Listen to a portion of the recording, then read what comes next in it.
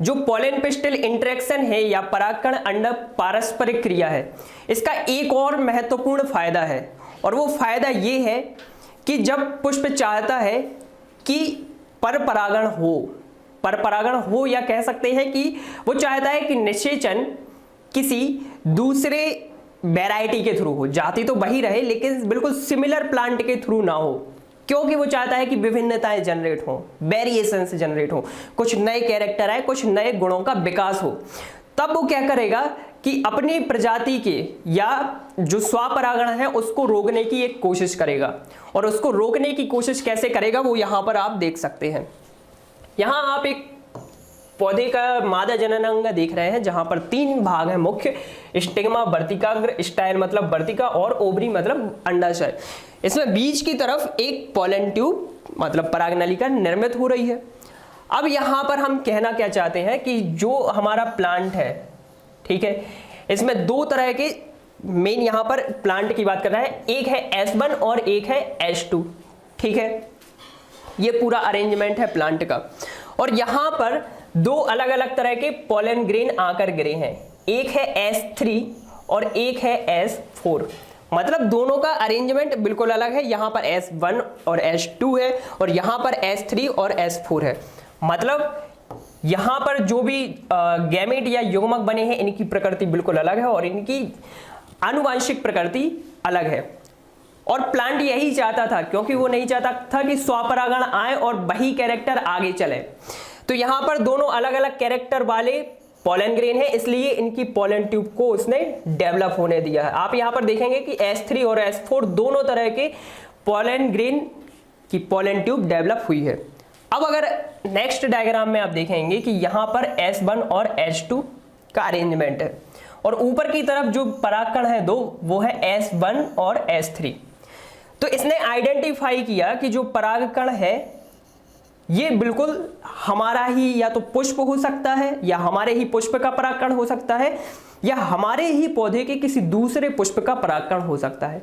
लेकिन वो चाहता था कि किसी दूसरे पौधे से आए परागकण, ताकि हमें विभिन्नताएं मिले, कुछ नए गुणों का विकास हो। तो वो यहां पर उस परागकण को विकसित नहीं होने देगा और परागनलिकाएं नहीं बनाने देगा। जबकि अगर आप देखें S3 ये बिल्कुल अलग है, S1 S2 से इसका कोई मैच नहीं हो रहा है। यहां पर सफलतापूर्वक एक परागनलिका का विकास हुआ है, ठीक है। अब अगर ये परागनलिका का विकास करेगा, इसके अंदर की तरफ नर युग्मक आएंगे और निषेचन कर जाएंगे, तो पौधे को क्या मिलेंगे? नए गुण मिलेंगे, जो कि वो चाहता था। अगर आप अगली इसमें डायग्राम में देखें तो S1 S2 वही सिमिलर कंडीशन है प्लांट की। 2 तरह के यहां पर पॉलन ग्रेन आए हैं, S1 और S2।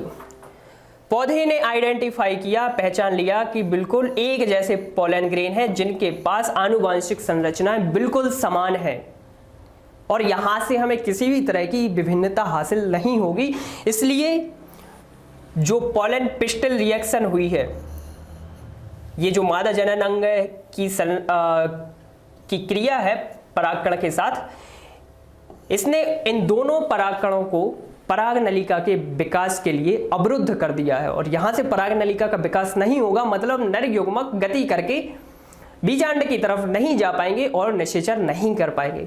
कहने का मतलब ये है कि जब भी पॉलन पिस्टल इंटरेक्शन होती है तो इसके 2 मेन एलिमेंट होते हैं कि ये क्यों होती है। सबसे पहला तो ये कि यह चाहती है कि किसी दूसरे प्रजाति का, मतलब मान लो एक गुलाब का पौधा है और एक है गुड़हल का पौधा है, तो जरूरी नहीं ये कि गुलाब के पौधे पर हमेशा गुलाब के ही परागकण पहुंचेंगे। इसकी पूरी संभावना है कि गुड़हल के परागकण भी जाकर पहुंच जाए, लेकिन उन दोनों के बीच में निषेचन ना हो पाए, इसको तय करना किसका काम है? इस अंडक का या जो फीमेल पार्ट है उसका।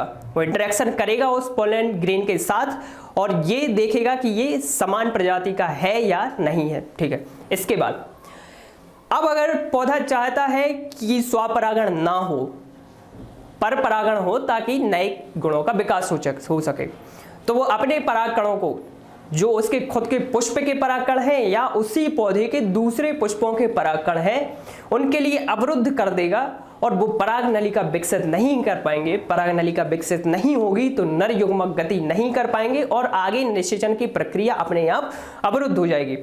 तो आवृत बीजी पौधों में जो पोलन पिस्टल रिएक्शन है या पोलन पिस्टल इंटरेक्शन जिसे हम कहते हैं, ये बहुत महत्वपूर्ण भूमिका निभाती है कि आगे निषेचन की दिशा क्या होगी। ठीक है, इसके बाद अगर हम बात करें तो एक बहुत इंपॉर्टेंट टॉपिक आता है जिसे हम कहते हैं कृत्रिम संकरण।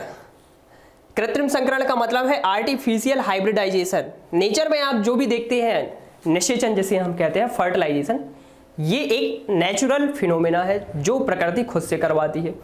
लेकिन जब ये काम हम खुद से करने लगे तब ये क्या कहलाएगा? कृत्रिम संकरण। मतलब जो परागण की क्रिया है उसको भी हम ही कंट्रोल कर रहे हैं, हम ही उसका नियमन कर रहे हैं, हम ही उसे नियंत्रित कर रहे हैं। तो ये कैसे होगा? पहले हमें डिफाइन करना पड़ेगा कि हम चाहते क्या हैं। हम स्वपरागण कराना चाहते हैं या हम परपरागण कराना चाहते हैं। उस आधार पर हमने कुछ टर्म तय किए हैं, हमने कुछ विधियां तय की हैं और वो विधियां आपके सामने हैं। सबसे पहली जो विधि है इसे हम कहते हैं विपुंसन या एमस्कुलेशन, और जो सेकेंड जो विधि है उसे क्या कहा जाता है? बैगिंग। कह सकते हैं कि दोनों ही एक ही पूरी विधि के भाग हैं। ये पूरी एक ही विधि है जिसे हमने क्या कहा है? कृत्रिम संकरण। ये सभी इसके अलग अलग हिस्से हैं। तो सबसे पहले क्या किया जाता है विपुंसन में?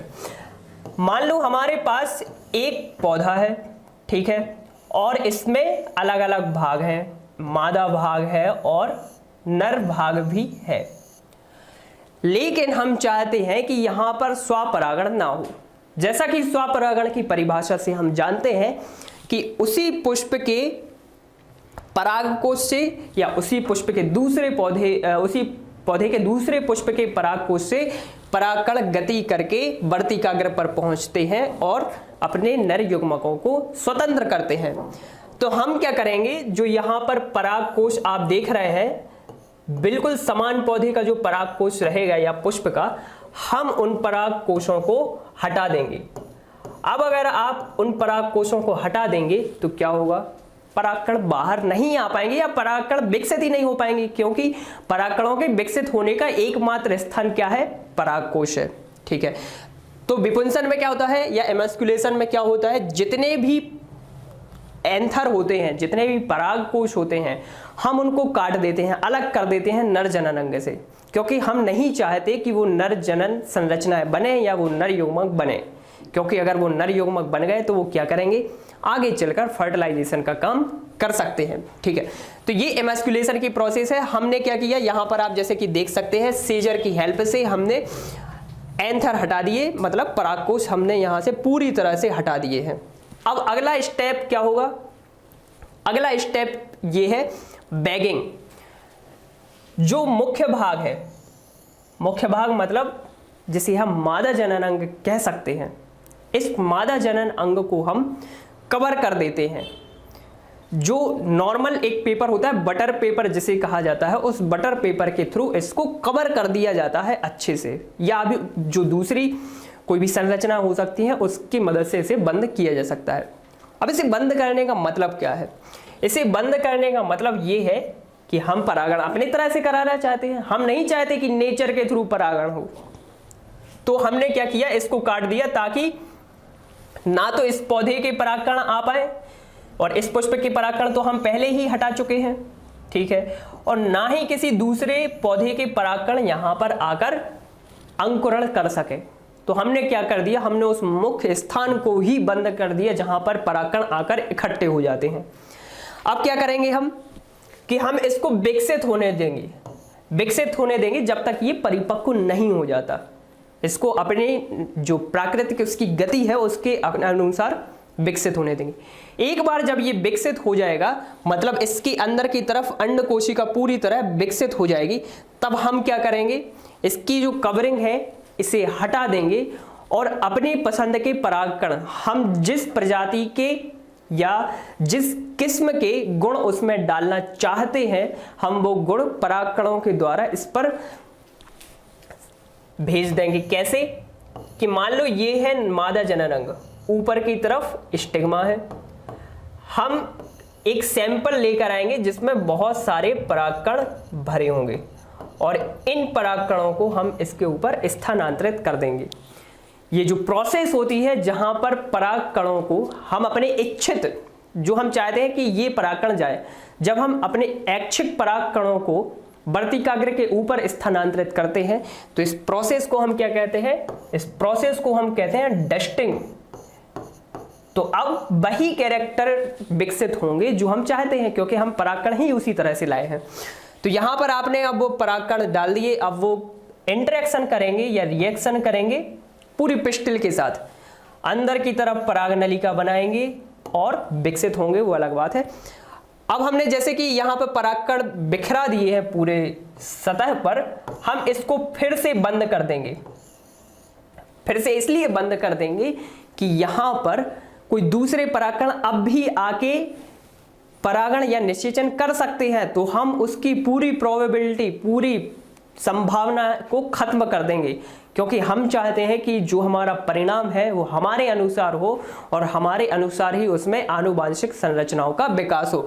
तो कृत्रिम संकरण से आप जैसे कि समझ चुके होंगे कि हम अपने हिसाब से ये तय कर सकते हैं कि पौधे में स्वपरागण हो या पौधे में परपरागण हो। किसी भी तरह का परागण आप चाहते हो, चाहे स्वपरागण हो चाहे परपरागण हो, हम सबसे पहले क्या करेंगे, जो पौधे हैं उनके हम पराग कोशों को कट कर देंगे। ऐसे परागकोश जिनके परागकण हमें नहीं चाहिए हैं, हम नहीं चाहते कि ये परागकण आए, तो हम उनको कट कर देंगे पहले तो वो अलग हो जाएंगे, वहां से नर संरचनाएं विकसित नहीं हो पाएंगी। उसके बाद बात आती है मादा संरचनाओं की। उन मादा संरचनाओं में सबसे ऊपर का जो भाग होता है, जो परागकणों को ग्रहण करता है, जिसे हम वर्तिकाग्र कहते हैं, उस वर्तिकाग्र को हम पूरी तरह ढक देंगे ताकि वहां पर कोई भी अशुद्धि ना आ पाए। अशुद्धि in the form pollen grain, अलग अलग तरह के परागकण वहां आकर इकट्ठे ना हो, तो वहां पर हम उसको कवर कर देंगे बटर पेपर की हेल्प से, पूरी तरह से कवर कर सकते हैं, या जो पॉलीथीन वगैरह है उसके हिसाब से इसे कवर किया जा सकता है। जब वो पूरी तरह से विकसित हो जाएगी संरचना, मादा जननांग की संरचना विकसित हो जाएगी, अंडकोशिका विकसित हो जाएगी, वो पीरियड को हम आइडेंटिफाई करके उसे अनरैप करेंगे, फिर से खोलेंगे और उसके ऊपर अपनी मर्जी के परागकण डालेंगे जो कैरेक्टर हम लाना चाहते थे। ठीक है, तो वो कैरेक्टर हम लाके उसे फिर से ढक देंगे ताकि कोई दूसरा परागकण आके ये कोशिश ना करे कि निषेचन हो जाए। तो इस तरह से जो पौधा विकसित होगा आगे चलकर वो इस तरह का होगा कि हमने जो जेनेटिक कैरेक्टर चाहे थे या जो हमने आनुवांशिक गुण चाहे थे वो उसमें पूरी तरह से दिखाई देंगे। तो आज के समय में ये टेक्निक बहुत ज़्यादा हेल्पफुल है, जबकि हम चाहते हैं कि नए नए गुणों का विकास हो। हम उन नए गुणों को आइडेंटिफाई करते हैं और उसके हिसाब से पोलन ग्रेन को इंट्रोड्यूस कराते हैं, जो कि आगे चलकर फर्टिलाइजेशन का काम करते हैं।